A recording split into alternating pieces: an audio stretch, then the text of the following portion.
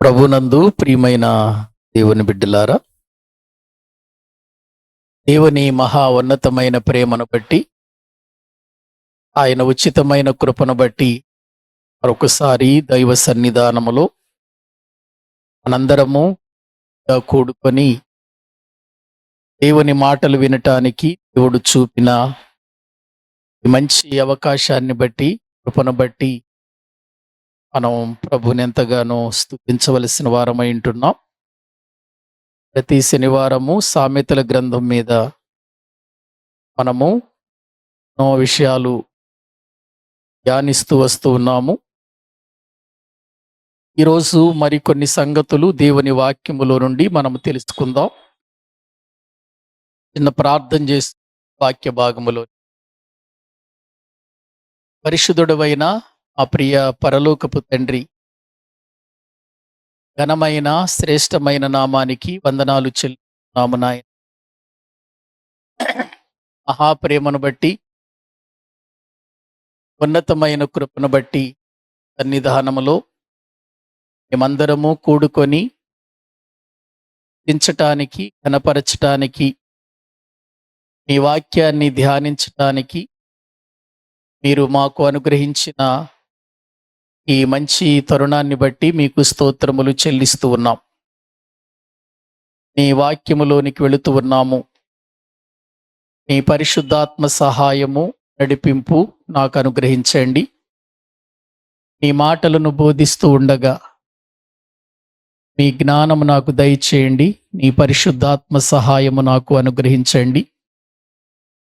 మీ మాటలను మీ మాటలుగా బోధించగలుగునట్లు తగినటువంటి ఆత్మ నడిపింపునిచ్చి, జ్ఞానమిచ్చి, మీ మాటల ద్వారా మేమందరము బలపరచబడి మీ యందు ఆనందించున్నట్లుగా తగిన సహాయము చేయమని ప్రార్థన చేసి మమ్ములను మీ చేతులకు అప్పగించుకుంటూ మా ప్రభు, మా రక్షకుడు, మీ ప్రియ కుమారుడైన యేసుక్రీస్తు ప్రభువు పేరిట ప్రార్థించి స్తుతించి వేడుకుంటున్నాము తండ్రి.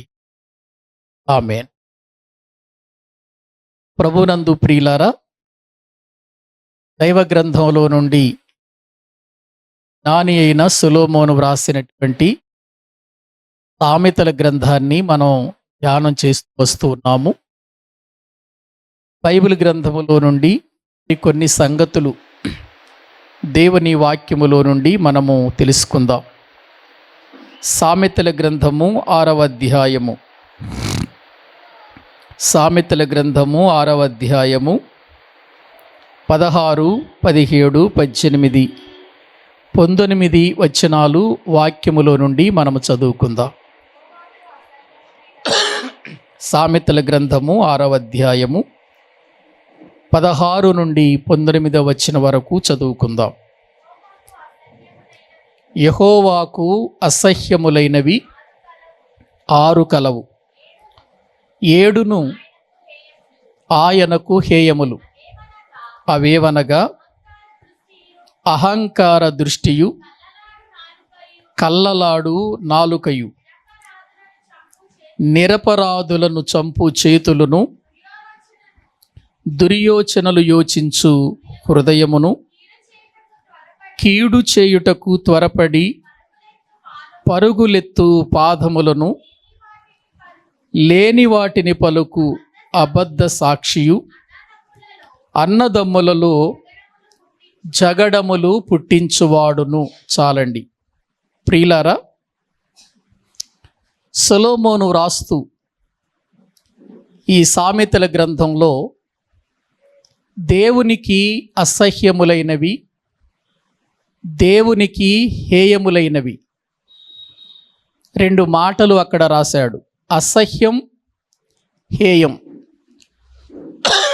ఈ 2 పర్యాయ పదాలైన ఇందులో అసహ్యత అనేది మనిషికి ఎప్పుడు కలుగుతుంది?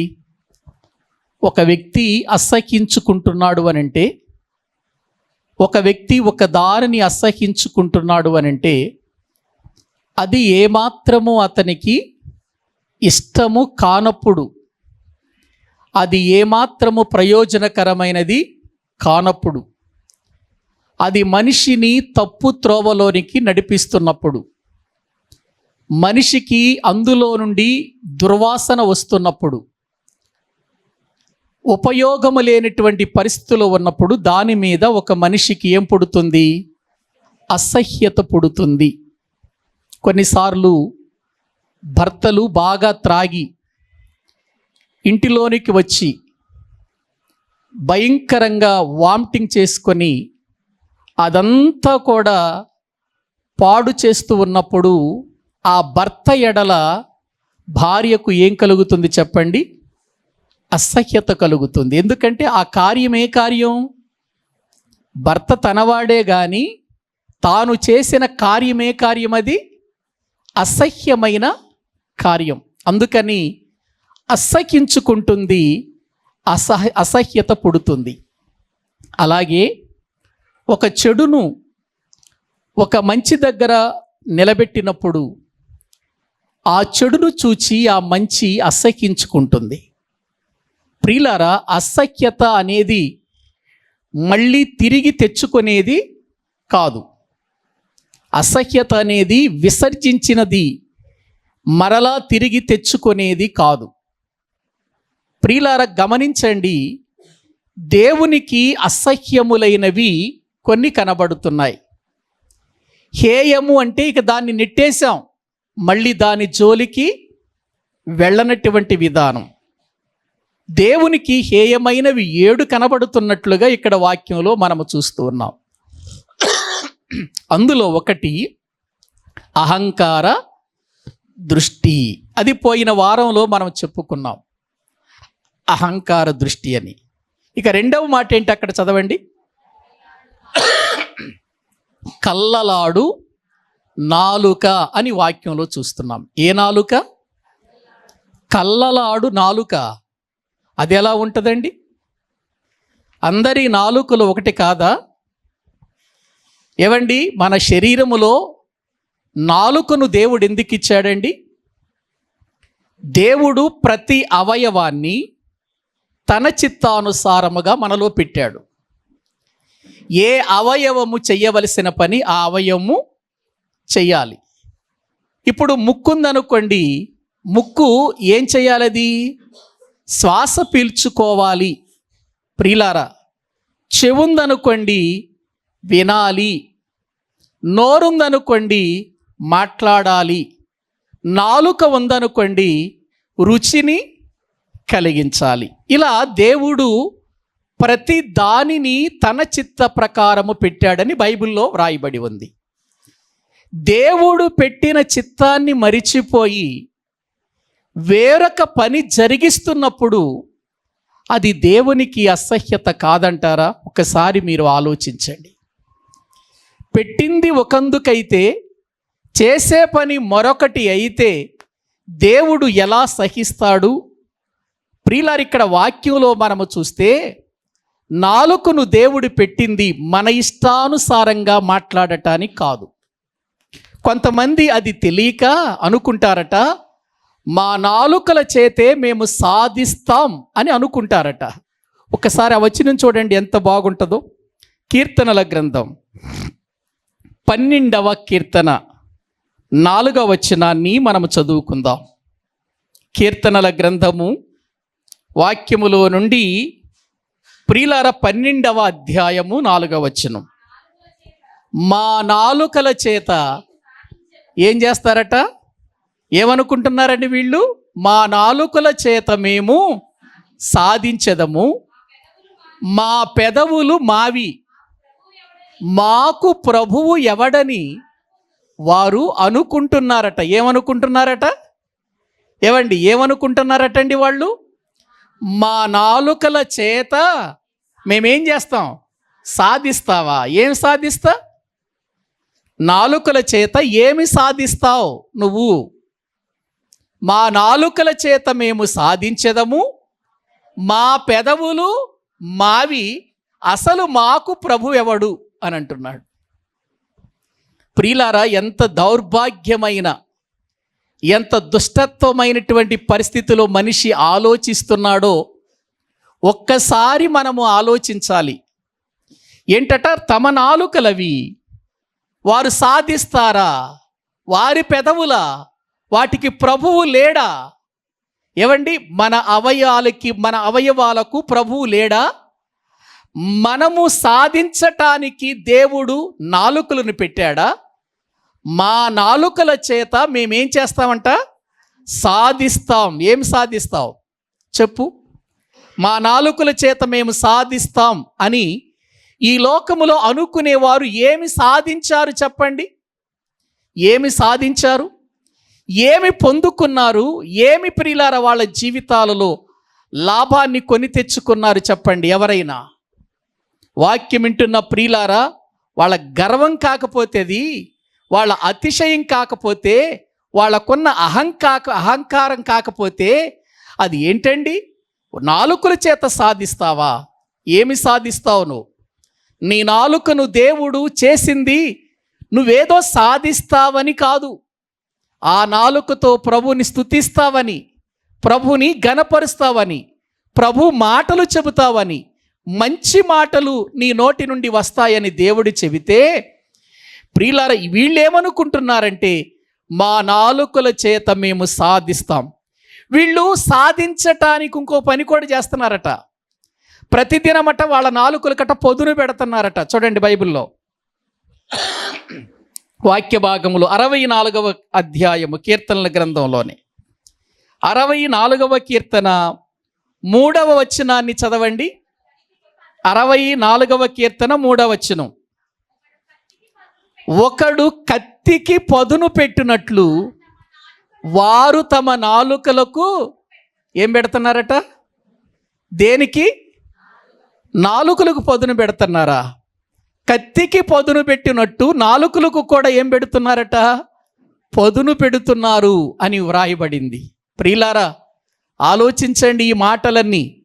కళ్ళలాడు నాలుక కోసం వీళ్ళు ఎంత ప్రయాసపడుతున్నారో. కళ్ళలాడే మాటలు మాట్లాడటానికి ఎక్కడి మాటలు అక్కడ, అక్కడి మాటలు ఇక్కడ చెప్పి మానవ జీవితాలను నాశనము చేయటానికి వీళ్ళ నాలుకను ఎలాగో ఉపయోగిస్తున్నారో మీరు గమనించండి. నాలుకలకు పదును పెడుతున్నారట, కత్తికి పదును పెట్టినట్లు. కత్తికి పదును పెట్టడానికి ఏం వాడతాం? కత్తికి పదును పెట్టడానికి ఏం వాడతారండి? ఆకురాయి వాడతారు. ఆకురాయి వాడతారు. మరి నాలుకలకు పదును పెట్టడానికి ఆకురాయి వాడేవనుకో తెగి అవతల పడుతుంది. ఏవండి ఆలోచిస్తున్నారా? అంటే వీళ్ళు సాధన చేస్తున్నారు. ఇదిగో వాళ్ళు ఇది మాట్లాడితే మనం ఏం మాట్లాడాలి, వాళ్ళు 2 మాటలు మాట్లాడితే మనం 4 మాట్లాడాలి కదా. ఎటువంటి మాటలు ముందే రెడీ చేసుకుంటున్నారన్నమాట. పదును పెట్టడం అంటే వీళ్ళు ఎదుటివారి మాటలకు తిరిగి ప్రియులార కౌంటర్ వేయటానికి ఎన్నో విధాలుగా వీళ్ళు పదును పెడుతున్నారట. మా నాలుకల చేత సాధిస్తామనుకుంటున్నారు. మా నాలుకల చేత మేము ఏదో సంపాదిస్తామనుకుంటున్నారు. వీళ్ళ కళ్ళలాడే నాలుకకు వీళ్ళు పదును పెడుతున్నారట. కత్తికి పదును పెట్టినట్లుగా పెడుతున్నారట. చదవండి అక్కడ. తమ నాలుకలకు పదును పెట్టుదురు, యథార్థవంతులను కొట్టవలెనని చాటైన స్థలములలో ఏంటట? లేని మాటలు బాణములుగా ఏం చేస్తారట? సంధిస్తారు. బాణాలు వేసినట్టు వదులుతారు కొంతమంది మాటలు. చూసారా? కొంతమంది మాటలు ఎలాగుంటే బాణాలు వేసినట్టే. ఒక బాణం తగిలితే గాయపడతారు చూసారా? బాధపడతారు చూసారా? అలాగే కొంతమంది మాటలు ఉంటాయట. అవునండి, బైబిల్లో ఉంది, కత్తిపోటు వంటి మాటలు పలుకువారు కలరు. చదవండి ఆ మాట. అదే సామెతల గ్రంథం 12వ అధ్యాయం అనుకుంటాను, చూడండి 18వ వచనం. అదే సామెతల గ్రంథము 12వ అధ్యాయము 18వ వచనాన్ని చదువుకుందామండి. కత్తిపోటు వంటి మాటలు పలుకువారు కలరు, జ్ఞానుల నాలుక ఆరోగ్యదాయకం. ఏ మాటలు పలికేవారు? కత్తిపోటు వంటి మాటలు పలికేవారు. చూడండి బైబిల్ గ్రంథం ఎంత ఉన్నతమైనదోనండి. మానవ జీవితాన్ని రంగరించి మనిషి నీ జీవితం ఇలా ఉంది అని తెలియచెప్పే గ్రంథం ఏదైనా ఉందంటే ఒక్క పరిశుద్ధ గ్రంథమైన బైబిలేనండి. ఒక మనిషి జీవితంలో ఒక అవయవము ఏ పని చెయ్యాలో ఏ పని చెయ్యకూడదో, చెయ్యకూడని పనులు ఏం చేస్తున్నాయో చెప్పింది బైబిల్ అండి. ప్రియులారా, ఆలోచించండి. ఇక్కడ కత్తిపోటు వంటి మాటలు పలుకువారు కలరు అని వ్రాయబడింది. ఏ మాటలు? కత్తిపోటు వంటి మాటలా? అంటే వీళ్ళు మాట్లాడితే కత్తిపోటు వలె పొడుచుకుంటాయి అన్నమాట. మీరు గమనించండి, ఈ లోకంలో చాలాసార్లు చాలామంది ఆత్మహత్యలు చేసుకునే వారిని చూస్తే భార్యాభర్తల విషయంలో కానీ, ప్రియులార పిల్లల విషయంలో కానీ కొంతమంది చనిపోతూ లెటర్లు రాస్తారు. మా తండ్రి అనే మాటలు పడలేక, ఆ మాటలను సహించలేక నేను చచ్చిపోతున్నాను అని ఉత్తరం రాసేవాళ్ళు ఉన్నారు. లెటర్ రాసి చనిపోయే వాళ్ళు ఉన్నారు. నా భర్త అండి, అతడు నన్ను కొట్టడు, నన్ను హింసించడు, బాధించడు, కానీ కత్తిపోటు వంటి మాటలు పలుకుతాడండి. ఒక దెబ్బ కొట్టినా పడవచ్చు, కానీ ఒక దెబ్బ కొట్టినా కూడా నేను ఓర్చుకుంటాను, కానీ ఆయన అనే మాటలు దినదినము కత్తిపోటులాగా నాలో ఏమవుతున్నాయి అంటారు? పొడుచుకుంటున్నాయి అని అంటారు. ఏవండి, నా భార్య ఉందండి, ఇంటికి వెళితేనండి ఆమె నోటి నుండి కత్తిపోటు వంటి మాటలండి, కత్తిపోటు వంటి మాటలు. అందుకే నేను త్వరగా ఇంటికి వెళ్ళలేకపోతున్నానండి.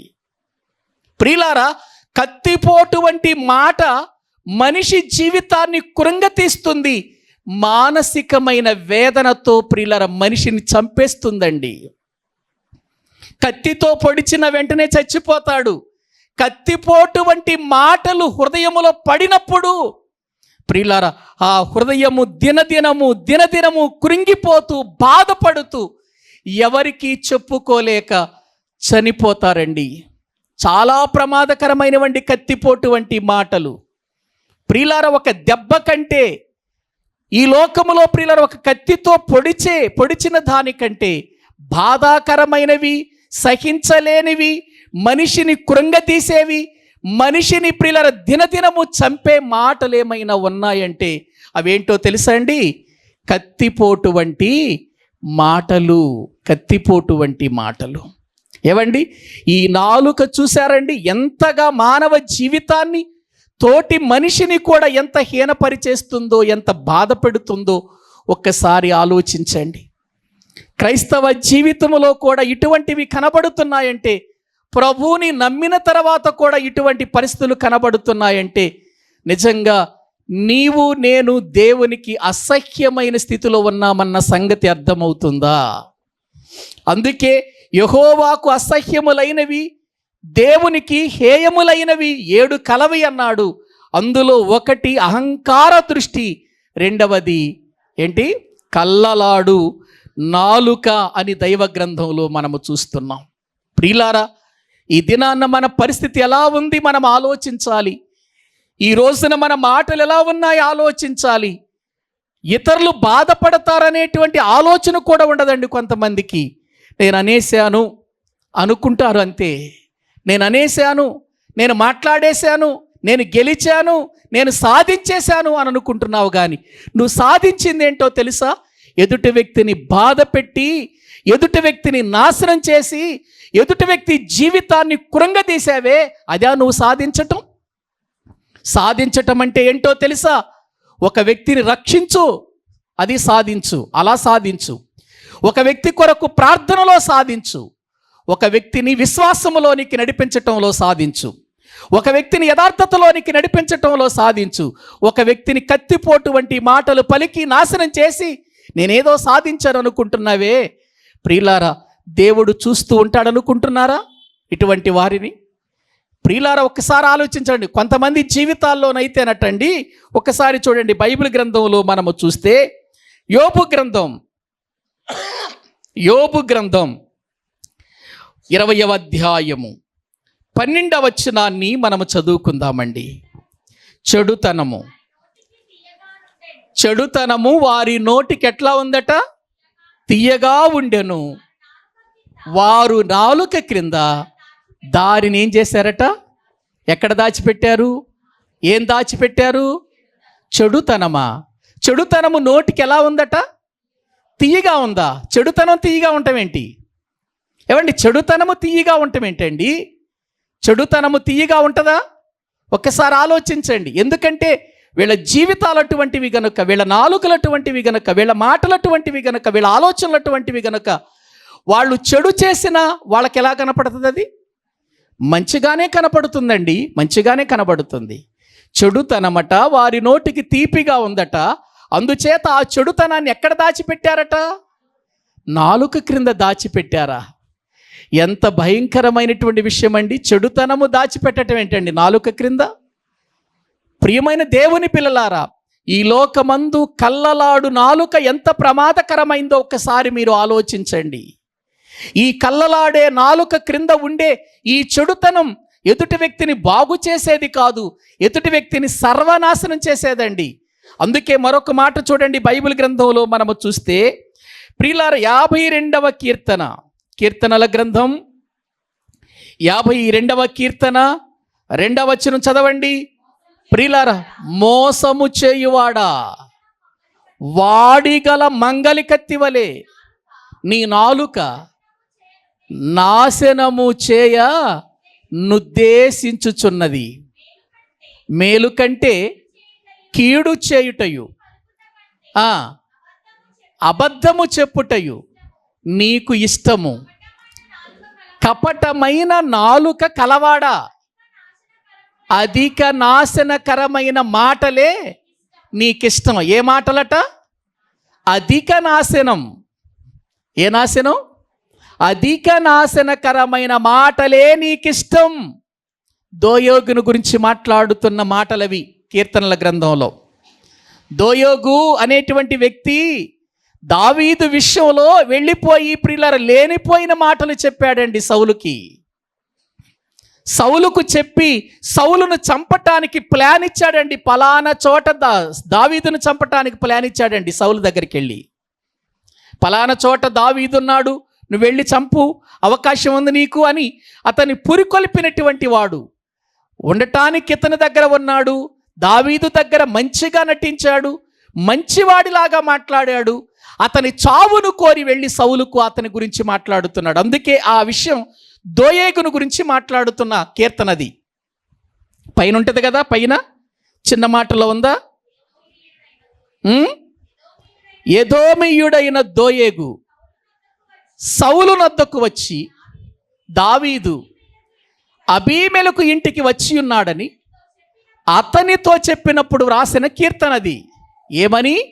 మోసము చేయువాడా, వాడిగల మంగలి కత్తివలే నీ నాలుక అధిక నాశనకరమైన మాటలే మాట్లాడుతుందట. చూసారా? మోసం చేసేవాడు, మోసపూరితమైన హృదయం కలిగిన వాడు, అతని యొక్క నోటి నుండి వచ్చే ప్రతి మాట నాశనమే తప్ప ఎవరిని బాగు చేసే మాట కాదు. కొంతమంది జీవితాల్లో ఇటువంటి వారే ఉంటారండి. ఇతరులను నాశనం చేయాలనేటువంటి ఆలోచన, అటువంటి మాటలే వస్తాయి తప్ప మంచి మాటలు రావండి. మంచి అధిక నాశనాలే వాళ్ళ జీవితాలలో ఉండేది. అందుకే వారి పెదవుల క్రింద ఏం దాచిపెట్టుకున్నారు చెప్పండి? చెడుతనమును దాచిపెట్టుకున్నారు వారి నాలుక క్రింద. ప్రియ దేవుని పిల్లలారా, ఆలోచించండి. దేవునికి ఏది హేయమైనదో, దేవునికి ఏది అసహ్యమైనదో అది మన జీవితములో ఉంటే మనము దేవునికి ఎలా ఇష్టలమవుతాం చెప్పండి?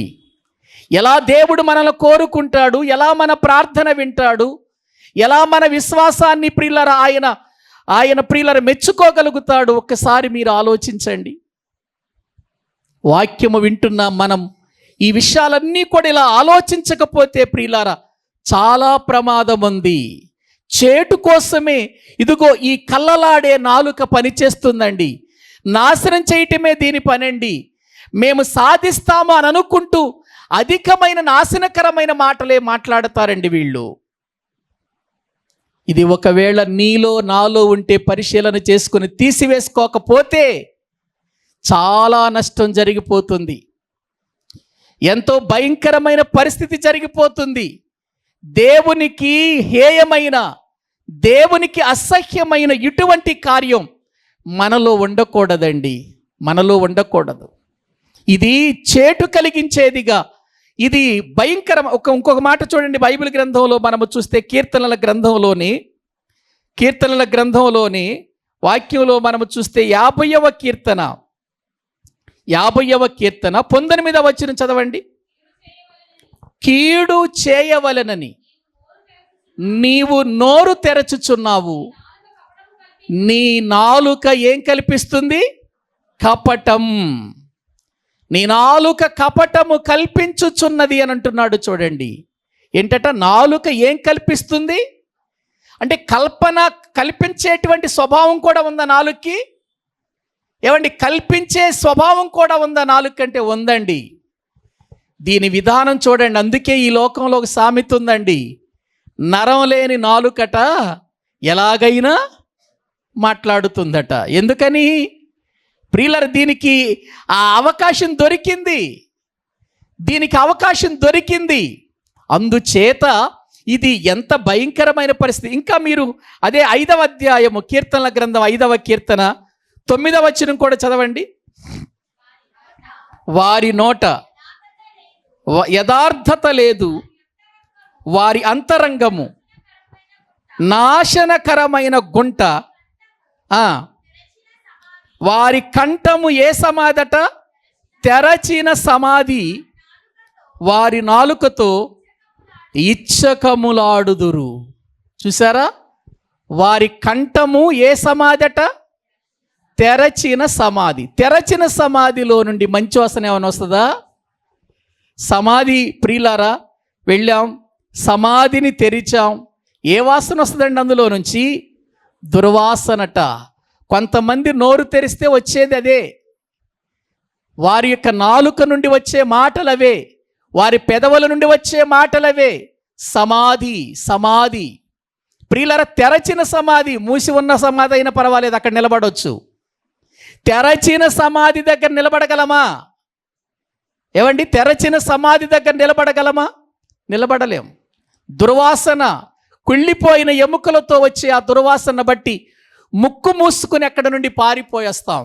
కొంతమంది మాట్లాడితే ఎలాగుంటుంది? అమ్మో, ఆవిని కదిలించకూడదండి, ఆయన్ని కదిలించకూడదండి, ఆయన మాట్లాడితే భయంకరమైన కంపు అండి, ఆ కంపులో మనం ఎందుకండి అని వెళ్ళిపోతూ ఉంటారు. ప్రియులారా, కళ్ళలాడే నాలుక దేవునికి ఎంత అసహ్యమైనదో ఒక్కసారి మనము ఆలోచించాలి. ప్రియులారా, ఎంత ప్రమాదకరమైందో మనం ఆలోచించాలి.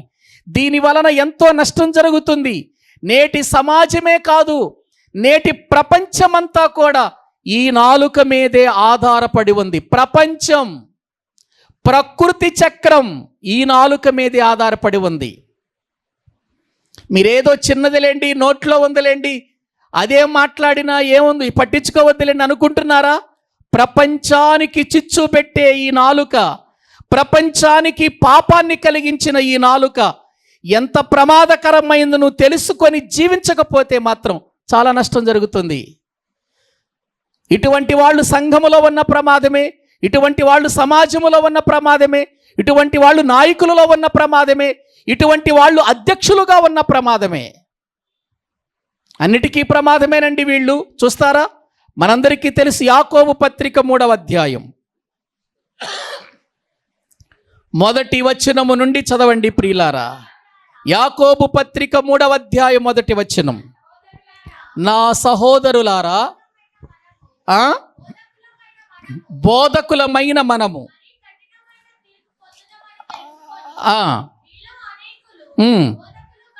కాకుండుడి. అమ్మ అక్కడ నుంచి వద్దులే కానీ మనము దేవుని వాక్యములో చూస్తే ప్రియులారా, 2వ వచనం నుండి చదవండి. అనేక విషయములలో మనమందరము తప్పిపోవచ్చున్నాము, ఎవడైనను మాట యందు తప్పని ఎడల అట్టివాడు లోపము లేనివాడై తన సర్వ శరీరమును స్వాధీనమందుంచుకొన శక్తి గలవాడగును. గుర్రములు మనకు లోబడుటకై నోటికి కళ్ళెము పెట్టి వాటి శరీరమంతయు త్రిప్పుదము గదా. ఓడలను కూడా చూడుడి, అవి ఎంతో గొప్పవై పెనుగాలికి కొట్టుకొని పోబడినను ఓడ నడుపు వాని ఉద్దేశము చొప్పున మిక్కిలి చిన్నదగు చుక్కాని చేత త్రిప్పబడును. అలాగుననే నాలుక కోడ అన్నాడు. చూడండి, నాలుక కోడ. పైన దేని గురించి చెప్పాడు? గుర్రములను గురించి చెప్పాడు కదా. పైన గుర్రములను గురించి చెప్పాడు, ఓడలను గూర్చి చెప్పాడు. వాటిని గూర్చి చెబుతూ 5వ వచనం దగ్గరకు వచ్చేసరికి ఏమన్నాడు చెప్పండి? నాలో అలాగునంటే ఒక గుర్రం, ఒక ఓడ, వాటిని గురించి చెబుతూ అలాగుననే నాలుక కూడా చిన్న అవయవమైనను బహుగా అదిరిపడునట. అదిరిపడటం కాదు, బహు అదిరిపాటు ఎక్కువట. దేనికి? నాలుకకు. ప్రియులారా, పెద్ద పెద్ద గుర్రాలను ప్రియులారా మన స్వాధీనంలో పెట్టుకోగలిగినటువంటి మనిషి, ఏవండి, పెద్ద పెద్ద ఓడలను చిన్న చుక్కాని చేత తన స్వాధీనములో త్రిప్పుకోగలిగిన మనిషి తన నోటిలో ఉన్న నాలుకను మాత్రం ఏం చేసుకోలేకపోతున్నాడట? స్వాధీనము చేసుకోలేకపోతున్నాడట. అందుకేనట ఇది బహుగా ఏం చేస్తుంది? అదిరిపాటు ఎక్కువ. ప్రియులారా, అప్పుడప్పుడు మనం మాట్లాడుతూ అంటాం కదా, ఎందుకురా అదిరిపాటు, ఎందుకమ్మా అంత అదిరిపడుతున్నావు అని అంటాం. ప్రియులారా, ఏనాడైనా నీ నాలుకతో నువ్వు చెప్పుకున్నావా, ఏ నాలుక ఎందుకు అంత అదిరిపడుతున్నావు, ఏముందని అదిరిపడుతున్నావు, కోసేస్తాడు నీ నాలుక దేవుడు, చెప్పుకున్నావు ఎప్పుడైనా? మన నాలుక ఉంది కదా అని మన ఇష్టం వచ్చినట్లు మనం మాట్లాడుతూ ప్రియులారా జీవితమును నాశనం చేసుకుంటున్నాం. నాలుక కూడా చిన్న అవయవమైనను అది బహుగా ఏమవుతుందంటున్నాడు? అదిరిపడును. చదవండి. ఎంత కొంచెము నిప్పు ఎంత విస్తారమైన అడవిని తగలబెట్టును. ఏవండి, ఒక పెద్ద అడవిని, ఒక 100 ఎకరాల అడవిని తగలబెట్టడానికి ఎంత నిప్పు కావాలి? ఎంత నిప్పు కావాలండి? ఒక బండెడు నిప్పు కావాలా? అవసరం లేదు. ఒక చిన్న అగ్గిపుల్ల చాలు పెద్ద అడవిని తగలబెట్టేస్తుంది.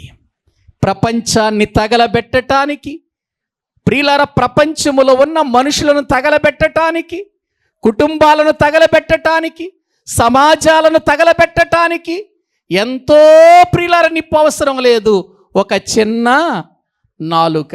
నేను మీకు చెబుతాను చూడండి.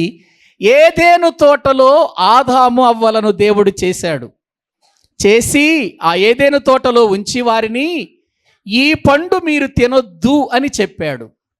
పండు తినొద్దు అని చెప్పాడు. తినమున మీరు నిశ్చయముగా ఏమైపోతారు? నిశ్చయముగా చచ్చిపోతారు అని చెప్పాడు. ప్రియులారా, అపవాది వచ్చాడు. అపవాది సర్పమును ప్రియులారా తన యొక్క స్వాధీనం అందుంచుకొని లోపలికి వచ్చి అవ్వతో మాట్లాడటం ప్రారంభించాడు. ప్రియులారా, అవ్వను పడగొట్టడానికి వాడు ఏమి ఆయుధం వాడాడు మీరు చెప్పండి? నోట నుండి వచ్చే మాట వలన కాదా ఆయుధం వాడింది వాడు? ఇది నిజమా? ఇది తినుదినమున మీరు నిశ్చయముగా చచ్చిపోతారని దేవుడు చెప్పాడా? మీరు తినుదినమున చావరు, దేవతల వలె అయిపోతారు. ప్రియులారా, గమనించండి. ఆ ఒక్క మాట, ఆ నోటి నుండి వచ్చిన ఒక్క మాట ప్రపంచాన్ని ఈ రోజున ఈ అధోగతి స్థితికి తీసుకొచ్చింది. ఈ రోజున మనం ఇక్కడ కూడి మారండి, మనసును మార్చుకోండి, బ్రతుకులు మార్చుకోండి, మారు మనసు పొందండి అని ఎంతగా అరిచినా పొందట్లేదు చాలామంది. కారణం ప్రియులారా, ఆనాడు అది వేసిన విత్తనం, నోటి నుండి వచ్చినటువంటి మాట ఎంత ప్రమాదాన్ని తీసుకొచ్చింది ప్రపంచానికి. ఒక్కసారి మీరు ఆలోచించాలి. తరువాత మనం చూస్తే అవ్వ కూడా ప్రియులారా తన నోటి మాటతో మాట్లాడేటప్పుడు అది చెప్పకూడని విషయాలు అపవాదికి చెప్పింది. నోటి మాట జీవితంలో ప్రపంచాన్ని సర్వనాశనం చేసిందండి. ఒక్క నోటి మాట. వాక్యములో మనము చూడగలిగితే నాలుకట చిన్న అవయవమైన అది నిప్పులాగా పనిచేస్తుందట. అడవిని తగలబెట్టేస్తుంది. ఈనాడు ప్రపంచాన్ని తగలబెడుతుంది, ప్రపంచ ప్రకృతిని తగలబెడుతుంది, రాజ్యాలను తగలబెడుతుంది. ప్రియులారా, ఒక మనిషి జీవితంలో ఒక దేశం మరొక దేశం మీద యుద్ధం చేస్తుందంటే నోట నుండి వచ్చిన మాట కాదంటారా? ఆలోచించండి ప్రియులారా, దేశాల మీదకు దేశాలు యుద్ధాలు జరుగుతున్నాయి. ఇండియాకు, పాకిస్తాన్కు, ఉక్రెయిన్కు, రష్యాకు, ప్రియులారా ఇదిగో అమెరికాకు, ఈనాడు యుద్ధాలు ఇవన్నీ మనము చూస్తున్నప్పుడు ఏంటివి? ఒక్క మాట ద్వారా జరుగుతున్నటువంటివి కాదా? నాలుకను స్వాధీనపరుచుకోలేని పరిస్థితులను బట్టే ప్రపంచం సర్వనాశనమైపోతుంది. అందుకేనండి దేవుని నోట నుండి వచ్చిన మాటలతో ఆ రోజున ఆయన మహత్తు కలిగిన మాట చేత, ఆయన నోట నుండి వచ్చిన దయ కలిగిన మాటల చేత ఎంతోమంది మార్పు చెందారు. ఈరోజు మాటల చేత ఎన్నో కుటుంబాలు నాశనమైపోతున్నాయి, దేశాలు నాశనమైపోతున్నాయి, ప్రపంచమంతా నాశనమైపోతుంది. నాలుక నుండి, కళ్ళలాడే నాలుక నుండి వచ్చే మాట అండి. ఆలోచించారా? చదవండి కింద ఇంకేముంటుంది అక్కడ. నాలుక ఏంటట? అగ్ని. ప్రియులారా, కొన్నిసార్లు కొంతమంది అంటారు, మా అబ్బాయి అండి నిప్పులాంటోడండి అంటారు, మా అమ్మాయి నిప్పులాంటిదండి అని అంటాడు, మేము నిప్పులాంటోళ్ళమండి అంటారు. ఏ నిప్పు? తగలబెట్టే నిప్పు, పనికి మాలిన నిప్పు. ఏమి నిప్పు? ప్రియులారా, నిప్పు అంటే ప్రియులారా ఎందుకు వీళ్ళు ఉపయోగిస్తున్నారో కూడా అర్థం కానటువంటి పరిస్థితి. నిప్పు అనేటువంటి మాట మనం వాడుతున్నప్పుడు చాలా ఆలోచించేసి వాడాలి. మా అబ్బాయి నిప్పు, మా అమ్మాయి నిప్పు అని మనం అనుకుంటే కుదరదు. వాళ్ళ జీవితాల ద్వారా ప్రజలకు, సమాజానికి చూపించాలి. అదేంటో ఇక్కడ వాక్యములో మనము చూస్తే తగలబెట్టే ఒక నిప్పు బయలుదేరింది. ఎక్కడ నుండి? మన అవయవాలలో నుండే బయలుదేరింది, మన నోటిలో నుండే బయలుదేరింది. మన యొక్క కంటికి కనబడకుండా లోపల ఉంటుంది, బయట ఉన్న దాన్నంతా సర్వనాశనం చేస్తుంది. చదవండి ఇంకా. ఏంటట? మన అవయవములలో ఉంచబడిన పాప ప్రపంచమా? ఏంటది? నాలుక. పాప ప్రపంచమా? విచిత్రంగా ఉంది. ఏంటండి ఈ చిన్న నాలుకను గురించి ఇంత పెద్ద మాటలు మాట్లాడుతున్నాడేంటి యాకోబు గారు? ఇన్ని గొప్ప సంగతులు చెబుతున్నాడేంటి? అవును, పాప ప్రపంచం. ప్రియులారా, పాప ప్రపంచం ఇది. చదవండి. సర్వ శరీరమునకు మాలిన్యము కలుగ చేయుచు ఏ చక్రానికి? ప్రకృతి చక్రానికి అన్నాడు. చూడండి, ఈ ప్రకృతి ఒక చక్రం. ప్రియులారా, ప్రకృతి ఒక చక్రం అన్న సంగతి ఇదిగో బైబిల్ గ్రంథం ఏనాడో చెప్పిందండి. ప్రకృతి ఒక చక్రం అని. ప్రియులారా, ఒక వీలు ప్రియులారా ఎంత చక్కగా తిరుగుతున్నాయో, కానీ ప్రకృతి చక్రానికి కూడా చిచ్చు పెట్టేసిందట ఇది. ఒక సూర్యుడు, చంద్రుడు, బుధుడు, గురుడు, శుక్రుడు, శనుడు, ప్రియులారా ఈ యొక్క గ్రహాలన్నిటినీ కూడా మనము చూస్తే ఒక క్రమ పద్ధతిలో ఒకదానికి ఒకటి వీలు, ఒక వాచ్లో ఉన్నట్లుగా దేవుడు పెట్టి త్రిప్పుతున్నాడు. ఇదిగో త్రిప్పుతున్న ఈ ప్రపంచానికి, ఈ ప్రకృతికి చిచ్చు పెట్టాడు. ఎవరండి పెట్టింది? నాలుక. ఈనాడు ప్రపంచ చరిత్ర ఇంత భయంకరమైనటువంటి అధ్వాన స్థితికి ఎందుకు వెళ్ళిపోతుంది? ఒక్కసారి ఆలోచించాలి. బైబిల్ అంటే ఏదో చిన్నగా ఆలోచించి, తక్కువగా మనం ఆలోచించి, ఏదో ప్రియులారా మనం అనుకున్నటువంటి తేలిగ్గా ఆలోచించకండి. బైబిలు దేవుడు తన గ్రంథంలో ఒక మాట వ్రాయించాడంటే దాని వెనుక ఎంతో గొప్ప చరిత్ర ఉంటుంది. ఒక పదాన్ని దేవుడు రాయించాడు అంటే ఆ పదము వెనుక ఎన్నో గొప్ప సంగతులు దాచి ఉంచుతాడు దేవుడు. ప్రియులారా, ఒక్కసారి ఆలోచించండి. మొదటి మనుషుణ్ణి చేసినప్పుడు, మొదటి మానవుణ్ణి చేసినప్పుడు ప్రకృతి ఎంత బాగుందండి, ప్రకృతి ఎంత చక్కగా ఉందండి. మొదటి మనుషుడు పాపము చేయనంత కాలం ఏ రోజైనా తలనొప్పి వచ్చిందని బాధపడ్డాడా? మొదటి మనుషుడు ఆదాము ఎంతకాలం ఏదైనా తోటలో ఉన్నారో మనకు తెలియదు, ఎంతకాలము ఆ ఏదైనా తోటలో నివాసం చేశారో తెలియదు. ఏనాడైనా వారి జీవితంలో తలనొప్పి వచ్చిందని, జ్వరం వచ్చిందని, రోగం ఏదైనా వచ్చిందని మనం విన్నామండి? లేదండి. మనిషి పాపము చేసేంత వరకు ప్రకృతి బాగుంది, ప్రకృతిలో ఉన్న మనుషుడు కూడా బాగున్నాడు. ఎప్పుడైతే మనుషుడు తప్పు చేశాడో, దేవుని మాటకు అవిధేయుడయ్యాడో, తన నోటి మాట వలన పాడైపోయాడో ప్రియులారా, ప్రకృతి చక్రానికి ఏమొచ్చింది? చిచ్చు. ప్రకృతికి చిచ్చు వచ్చింది ప్రియులారా. ప్రకృతిలో రోగాలు వచ్చాయి, ప్రకృతిలో ఉన్న సృష్టి నాశనం అయిపోయింది, పాడైపోతుంది నేటికి ఈ సృష్టి.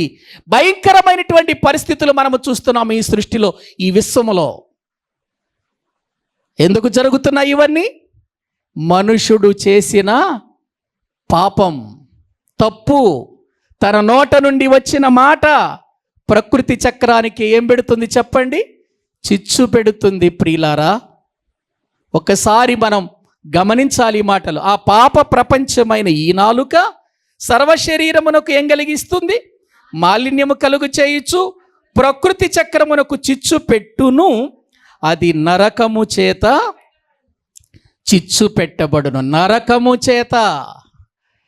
ఏవండి, మానవులందరినీ ఎక్కడికి నడిపించేస్తుంది ఈ నాలుక? మీకు ఒక విషయం చెప్పనా? జీవ మరణములు నాలుక వశము అన్నాడు సామెతల గ్రంథంలో. ఏవండి, జీవ మరణములు ఎవరి వశం? చూడండి ఒకసారి బైబిల్ గ్రంథంలో ప్రియులారా, మనము చూడగలిగితే వ్రాయబడినటువంటి మాటలను మనము ఆలోచన చేస్తే ప్రియులారా, దేవుని వాక్యములో ఒక మాట అక్కడ వ్రాయబడి ఉంటుంది. ఆ సామెతల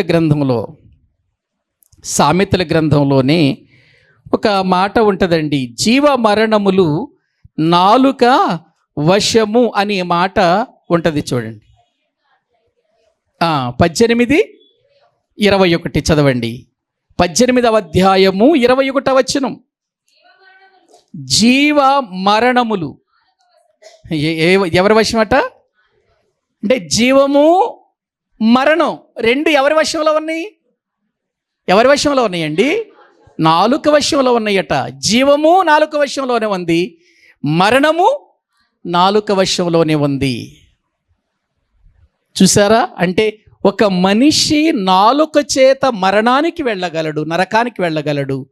అదే మనిషి తన నాలుక చేత జీవానికి వెళ్ళగలడు. అందుకే ఈ యాకోబు పత్రికలో వ్రాయబడిన మాటలు మీరు గమనించండి ప్రియులారా. అది సర్వశరీరమునకు మాలిన్యము కలుగు చేయుచు, ప్రకృతి చక్రమునకు చిచ్చు పెట్టును, అది నరకము చేత చిచ్చు పెట్టును. చదవండి.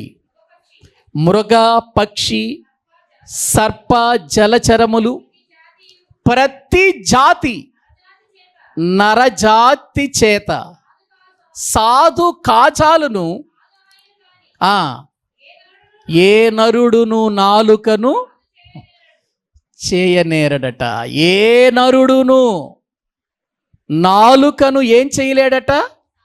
సాధు చెయ్యలేడు. ఏ నరుడును అన్నాడు చూడండి అక్కడ.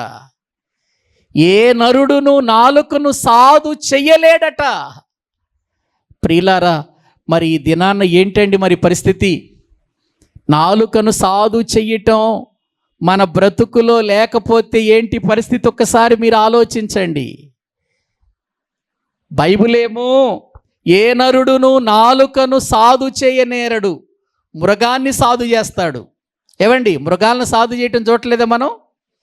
ఒక పులి, ఒక భయంకరమైనటువంటి సింహాలు, వాటన్నిటిని తీసుకొని వచ్చి చక్కగా జూలో పెట్టి వాటి లోపలికి వెళ్ళి ఆహారం పెడుతున్నారు. అవి స్వాధీనమైనయా?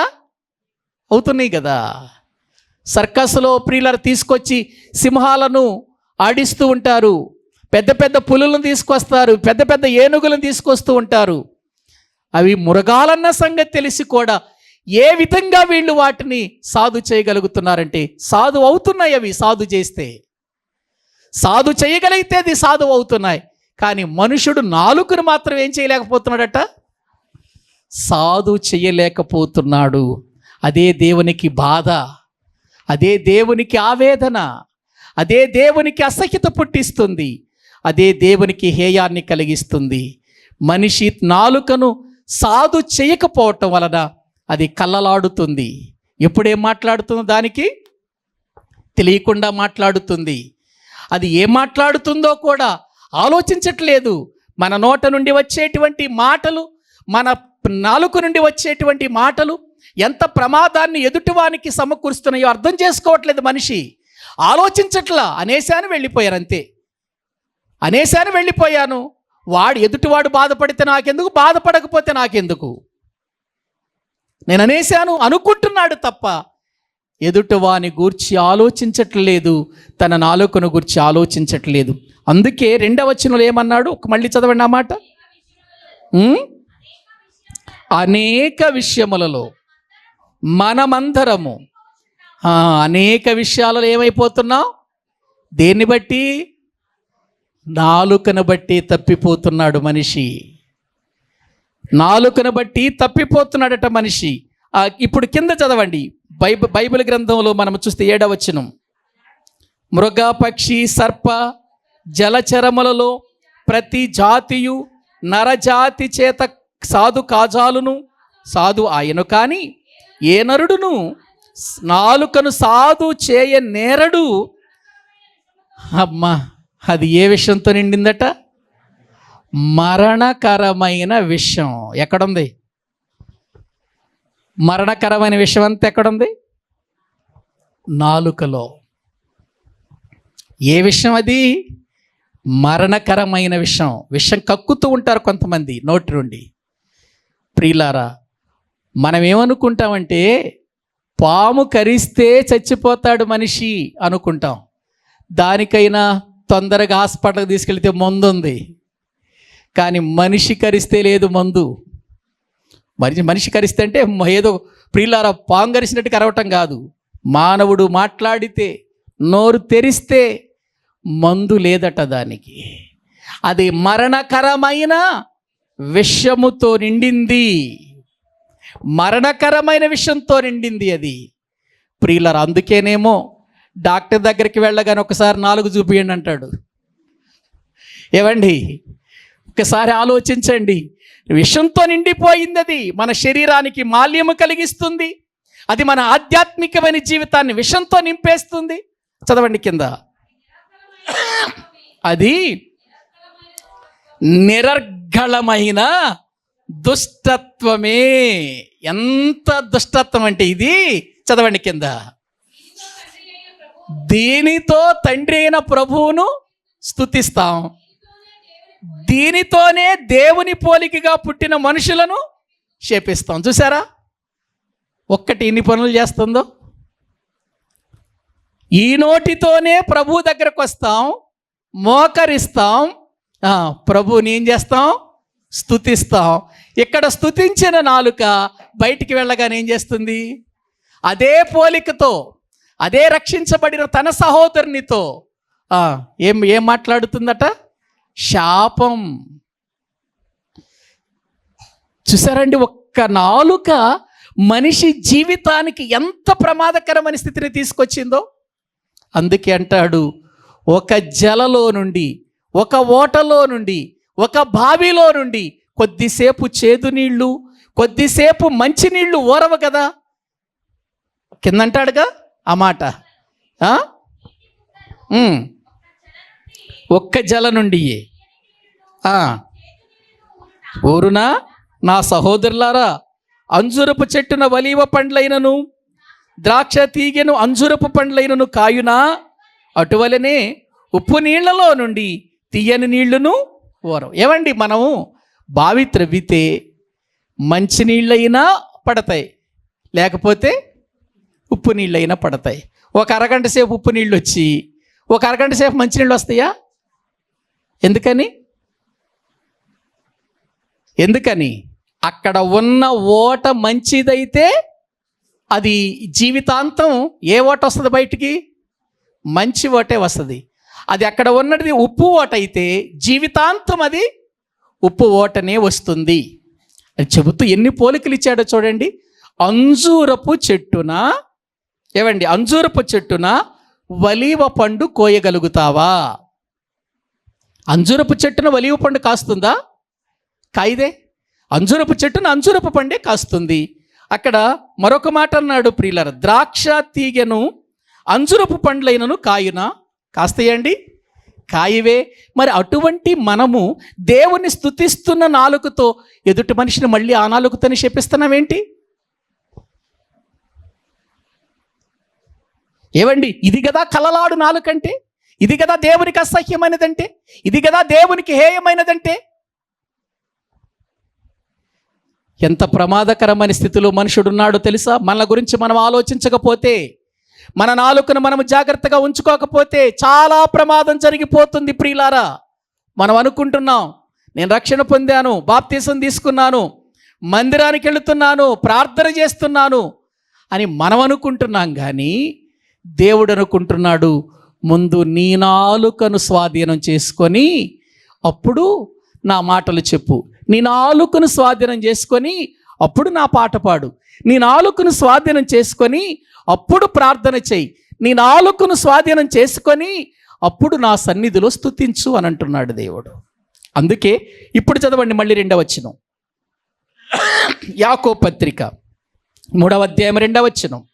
అనేక విషయములలో మనమందరము తప్పిపోవుచున్నాము, ఎవడైనను మాట యందు తప్పని ఎడల అట్టివాడు లోపము లేనివాడై తన సర్వ శరీరమును స్వాధీనమందుంచు కొన శక్తి గలవాడగును. అంటే ఇప్పుడు మన యొక్క శరీరాన్ని మన స్వాధీనములోనికి తెచ్చుకోవటానికి మనమేం కావాలి? శక్తివంతులం కావాలి. ఏంటది? ఏం తెచ్చుకోవాలి? అక్కడ మళ్ళీ నేను చదువుతాను చూడండి, ఆ వచనం 2వ వచనం. అనేక విషయములలో మనమందరము తప్పిపోవచ్చున్నాము, ఎవడైనను మాట యందు తప్పని ఎడలా అట్టివాడు లోపము లేనివాడై తన సర్వ శరీరమును స్వాధీనమందుంచుకొన శక్తి గలవాడగును. అంటే ఇప్పుడు మన శరీరమును మనం ఏం చేసుకోవాలట? స్వాధీనం చేసుకోవటానికి మనం ఏం కావాలట? శక్తిమంతులము కావాలట. శక్తిమంతులం కావాలంటే మనం ఏం చేయాలట? మాట తప్పకూడదట, లోపము లేని వారిగా ఉండాలట. ఏవండి, ఏం తప్పకూడదు? మాట తప్పకూడదు, లోపము లేనివాడై ఉన్నవాడే తన శరీరమును ఏం చేసుకోగలుగుతాడు? స్వాధీనమందుంచుకొనగలుగుతాడు. అట్టి శక్తి పొందుకుంటాడు ప్రియులారా. మరి మనకుందా అటువంటి విధానం?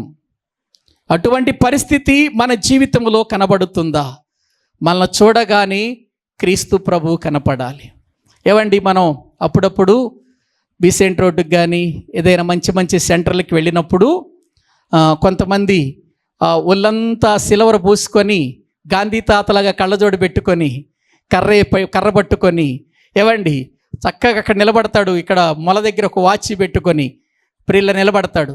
నిలబడిన ఆ వ్యక్తిని చూడగానికి మనకు వెంటనే ఎవరికి జ్ఞాపకం వస్తారు చెప్పండి? అమ్మో, గాంధీ తాత. ఒకవేళ కర్ర లేకుండా వాడి చేతిలో గన్ను ఉందనుకో, కర్ర లేకుండా గన్ను ఉందనుకో, గాడ్సే గుర్తొస్తాడు మనకి. గాంధీని చంపిన గాడ్సే గుర్తొస్తాడు. గాంధీ తాత గారి చేతిలో ఏముండాలి? ఖచ్చితంగా కర్రే ఉండాలి. గాంధీ తాత గారికి ఆ రౌండ్గా ఉన్న కళ్ళజోడే ఉండాలి. ఏవండి, గమనించారా?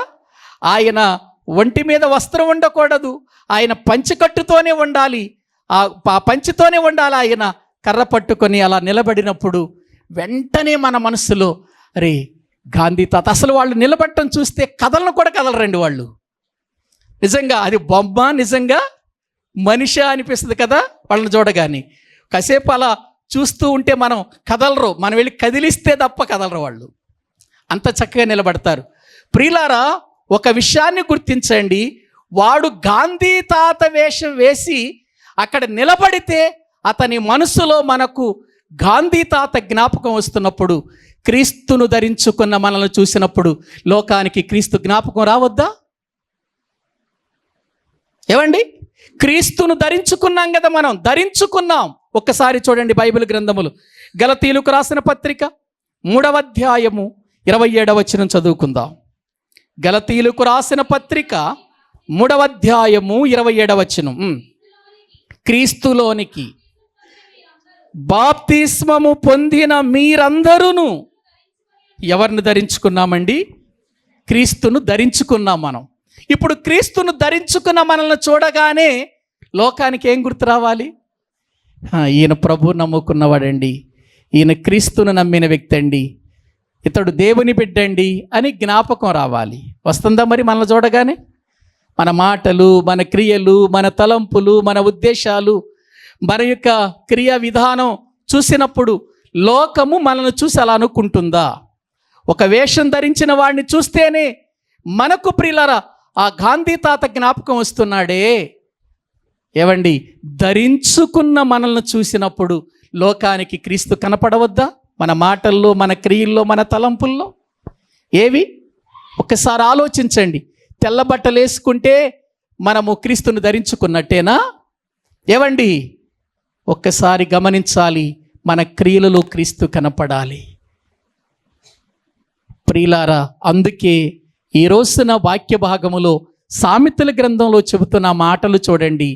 యెహోవాకు అసహ్యములైనవి 6 కలవట, 7 కలవట హేయములైనవి.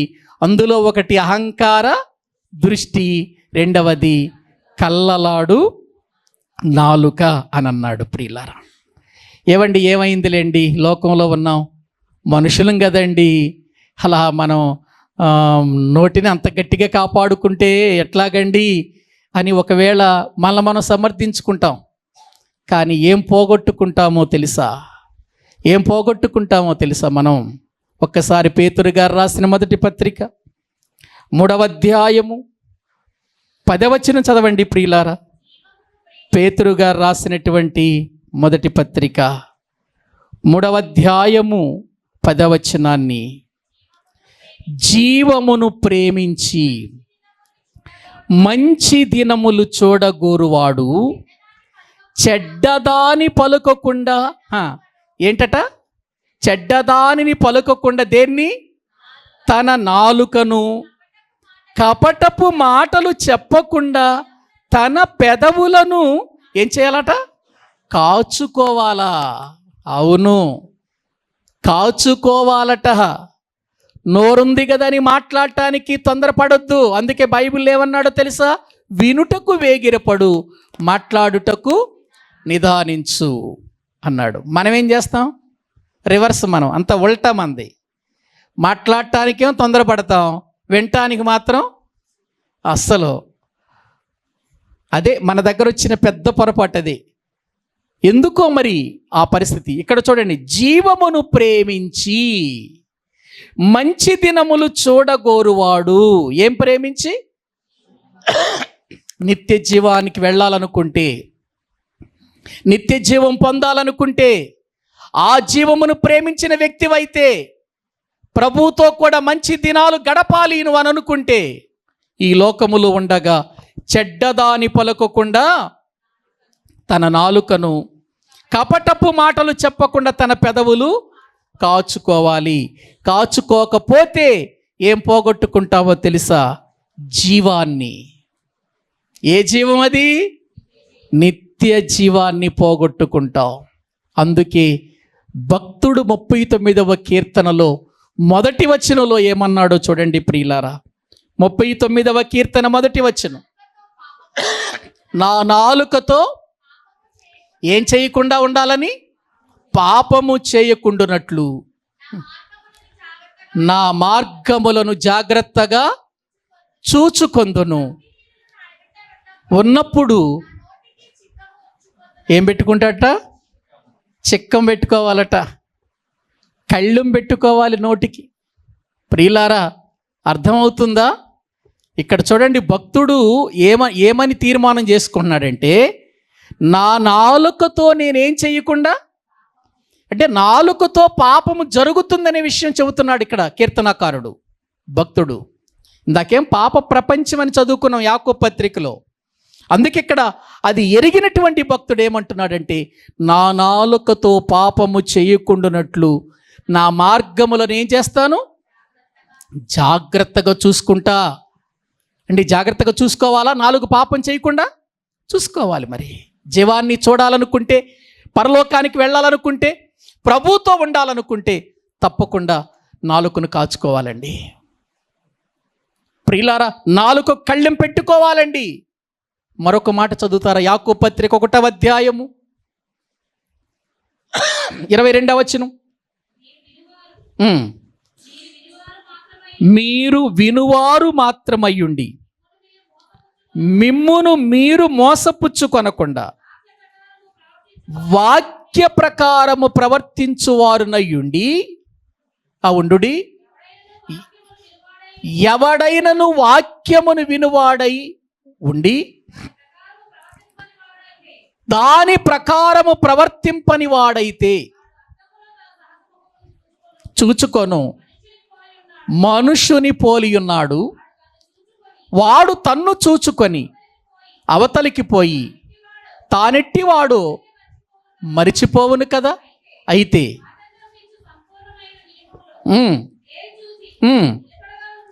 ఉండువాడు కాక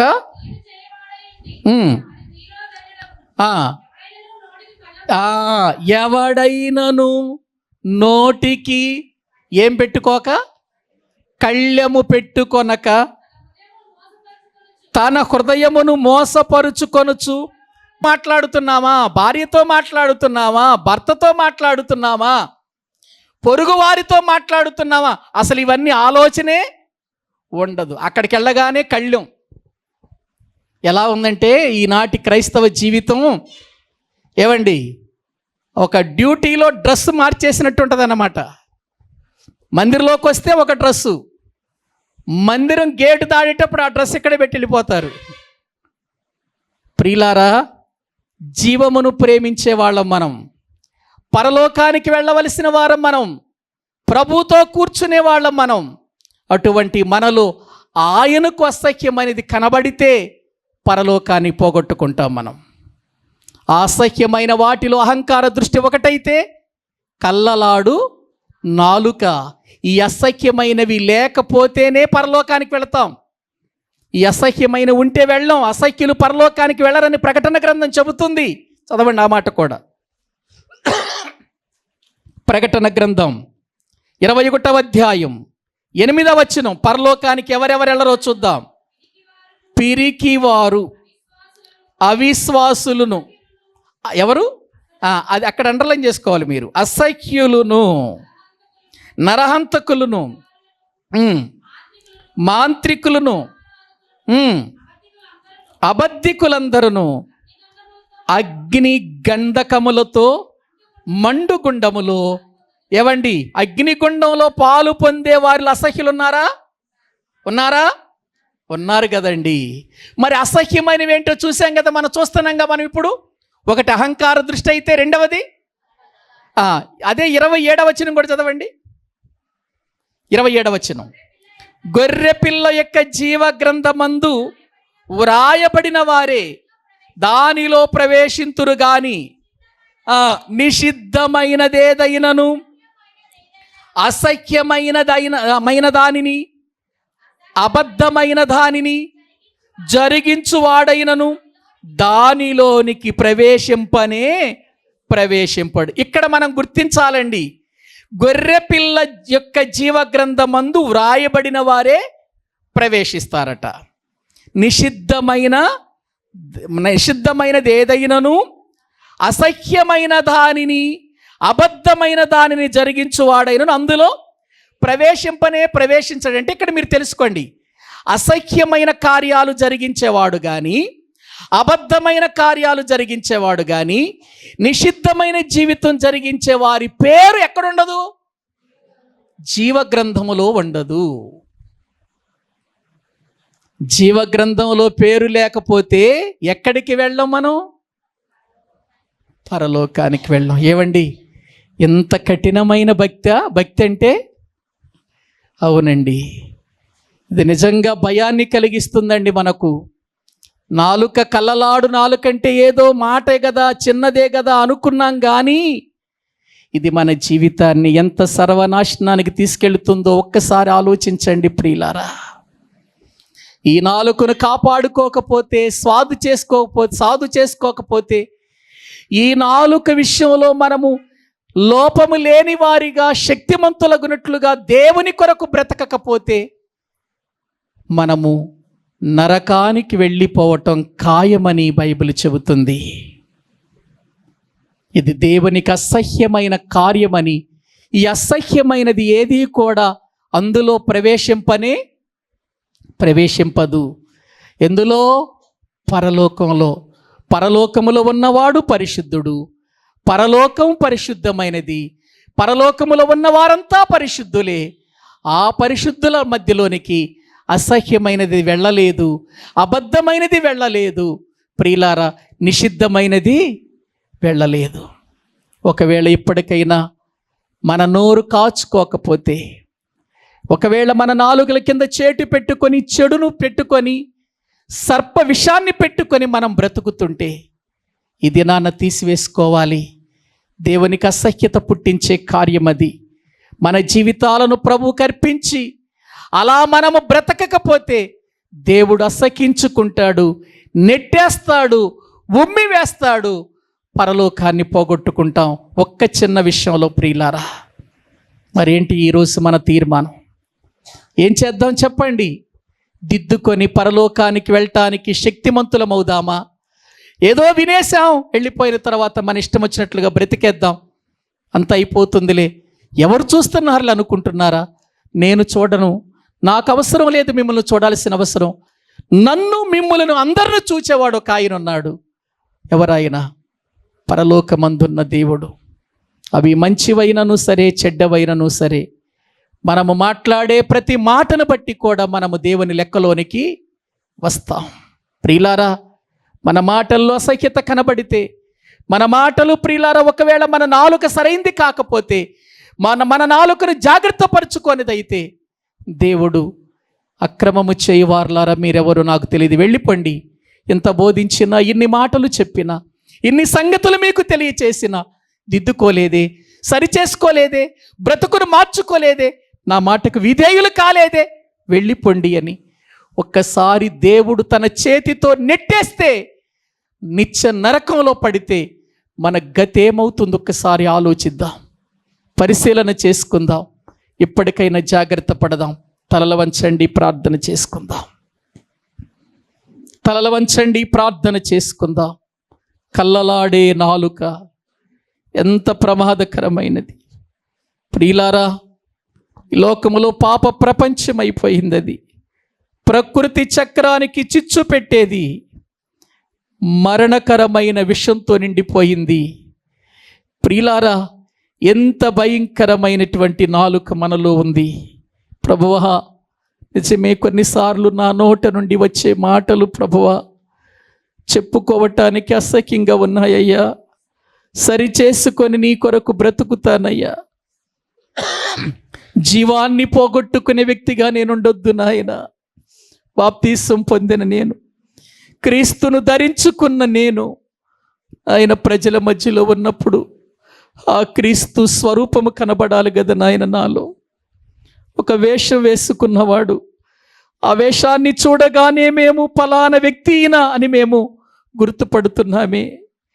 నిజంగా క్రీస్తునే ధరించుకున్న మమ్మలను చూచి, నిజంగా వీరు క్రీస్తు ప్రభుని ఎరిగిన వారు, నమ్మిన వారు, వీరు దేవుని పిల్లలు అని లోకము చెప్పుకోగలుగుతుందా? ప్రభువా, నా నోటిని కాచుకుంటానయ్యా, చిక్కము పెట్టుకుంటానయ్యా, కళ్ళెము పెట్టుకుంటానయ్యా. నా యొక్క బ్రతుకును నేను నాశనం చేసుకోనయ్యా. దావీదులాగా నా నాలుకతో నేను పాపము చేయకూడనట్లు నా మార్గములను కాచుకొందును అని చెప్పిన మాటను నేను కూడా ప్రభువా శిరసా వహించి ఆ తీర్మానములో ముందుకు వెళుతున్నానని మనమందరము కూడా ఒక్క నిమిషం ప్రార్థన చేద్దామా? అందరూ కూడా నోరు తెరచి ప్రభు సన్నిధిలో ప్రార్థన చేయండి. ప్రియులారా, అందరూ కూడా నోరు తెరవండి, ప్రార్థన చేయండి. నేనైనా నువ్వైనా, మనం ఏదో పెద్ద గొప్పవారమేం కాదు, బోధించే నేనైనా మీరైనా మనలో ప్రియులారా ఉన్నటువంటి వీటిని దేవుని వాక్యము గద్దించినప్పుడు తీసివేసుకొనటంలో తప్పు లేదు, దిద్దుకోవటంలో తప్పు లేదు. సరి చేసుకొని విడిచిపెట్టడంలో తప్పు లేదు. దేవుడు కోరుకునేది అదే. ప్రియులారా, తప్పును ఒప్పుకొని విడిచిపెడితే మనం మేలు పొందుతాం. అందరము కూడా నోరు తెరచి ప్రార్థన చేసుకుందాం. అందరూ కూడా చిన్న ప్రార్థన చేయండి.